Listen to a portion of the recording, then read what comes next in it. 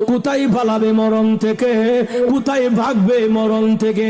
এরপর অংশে আল্লাহ নিজে ব্যাখ্যা দিয়া বলেন, ওয়ালাউ কুনতুম ফি বুরুজিম মুশাইয়াদা, যদিও তোমাকে লোহা নির্মিত দুর্গে রাখা হয়, এমন একটা রুম বানাইছি, ঘর বানাইছে, যে ঘরে লোহা দিয়া ঘর বানাইছে, যে ঘরে দরজাও নাই, জানালাও নাই, ছিদ্রও নাই, বাতাস ঢুকার কোনো ক্ষমতা নাই, এমন একটা রুমের ভিতরে আটকায়া রাখলেও সেখান থেকেও আজরাইল আনার ক্ষমতা আসেনি।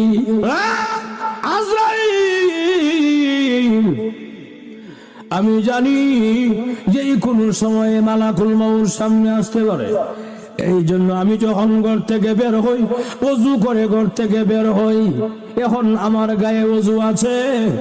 আজরাইল দেখছুনি আমার কান্দের মধ্যে এটা কি আছে? বলে গামছা, ফুলান গামছা। এই গামছাটা হল আমার রাস্তার যায় নামাজ।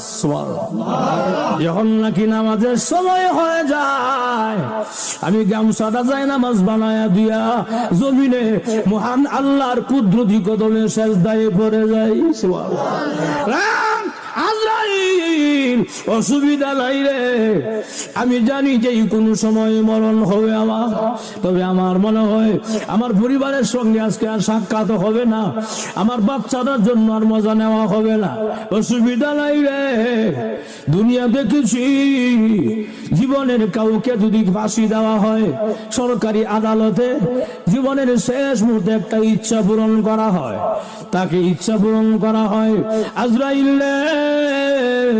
এটা আমার জীবনের শেষ সময়, আমি জানি না আমার এরকম শেষ ইচ্ছাটা পূরণ হবে কিনা। আমার ইচ্ছাটা হইল আমি এখন যা আমার গামছাটা জমিনে বিছাইয়া দিলাম, আমার এখন ওযু আছে, আমি 2 রাকাত নামাজে এখন দাঁড়াইয়া যাব। তবে আমার ইচ্ছা হইল প্রথম রাকাতে আমার গায়ে তুমি হাত দিও না, দ্বিতীয় রাকাতের প্রথম সেজদা আমার গায়ে তুমি হাত দিও না। আজরাইল দ্বিতীয় রাকাতের দ্বিতীয় সেজদা যখন যাব, মেহেরবানি করে তুমি আমাকে মহান আল্লাহর কাছে পৌঁছায়া দিও। ভাইরা আমার, আমি যে কথাটা বুঝাইতে চাই, ইমান আমলের দাম অনেক বেশি। ইমান আমল যদি ভালো হয়, লোকটা যদিও কালো, আল্লাহর কাছে অনেক ভালো। আর যেরকম ঠিক কিনা?